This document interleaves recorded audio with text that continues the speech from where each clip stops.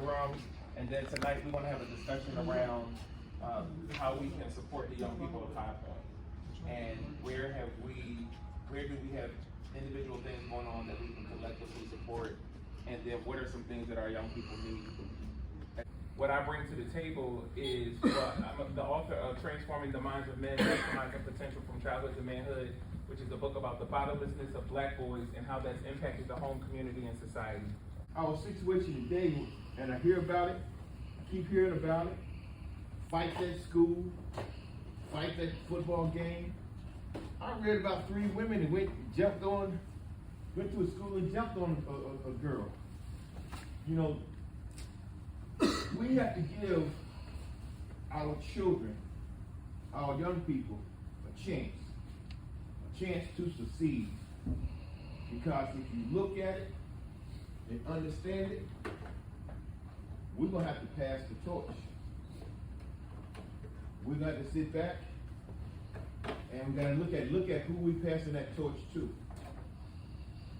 Is that really the kid I want to make decisions? You're not going back to Jersey. It's the type of work you do. I said, man, I'm a construction worker. I pick things up and put them down. That's what I do. I worked for a concrete cutting company for about 5 years. Before that, I was in Jersey, prison for 16 years, 1 month, 23 days for first-degree aggravated manslaughter. I grew up in the projects in Patterson, New Jersey. I grew up with a single mother, crack-addicted father. There was a whole story that came behind before I put this shirt on, before I decided to make a change, before I decided my son, when it's all said and done, when he put me in the ground, if he can't say that that was the best father that ever lived and truly believe that in his heart, then don't nothing count. What we doing here today works. I can promise you that. I am here speaking today because I am living proof that this works. That we can come together regardless of what our backgrounds are, regardless of the mistakes we made. If you want to change and you want to put good into the world, then do good. You got kids, I said we bring our kids and we let them listen and follow. Because I know one thing we got to do is not necessarily talk to the kids, but we got to talk to the moms and the dads. 12 and 15 right now, and I got a problem with the 15 in school. I hang with them and cry.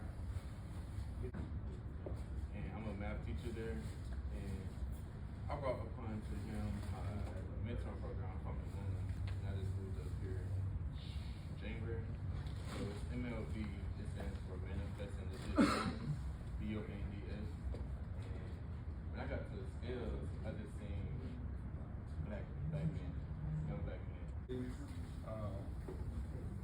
From High Point, grew up on Green Street side of town. Played 11 years. I was blessed to 11 years in the NFL. I'm a school teacher. I'm an inspirational speaker. I work with the High Point Community Foundation. Paul Lazard, I think, is a good friend of yours. I work in New Hampshire, of all places, in a Jewish setting, to where I worked a sports job for 20-something years and got really involved with the Jewish community. And I'll go up once or twice a year and have lunch on Wall Street. And I'm just really connected through my experiences in sport. And that's how I met Greg, through Paul Lazard. But how can I help you? How can you help me? I think we're in, what I'm hearing from that and the promo, let's huddle up and let's help each other. But Mario Watson, or AKA Coach Watson. Thank you.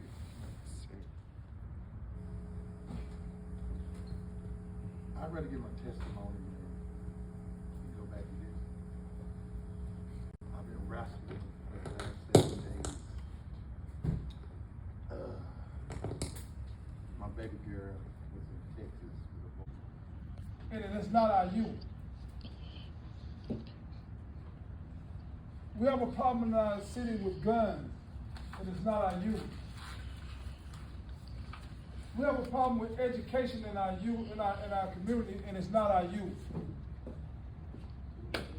We got a problem with going to prison, and it's not because of our youth. The reason why you are here because you are God sent. We have a mission that we got to complete before we leave this earth. Despite our backgrounds, despite of where we come from, despite of our condition, despite of what we are going through, we are here for a purpose. The purpose is for men to start standing up for themselves. We as men right now should have an answer. How do we support him? But we don't. The reason why we don't have it, because we never got together as men to try to figure out what do we do in case of emergency. I was the problem.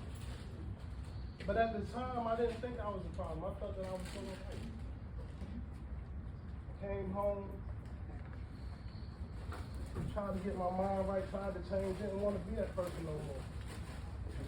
But everybody that looked up to me then, they thought that it was something wrong with me because I wanted to change. Whether it be at a cookout, football game, we can secure our own folks, man, our own peoples, man.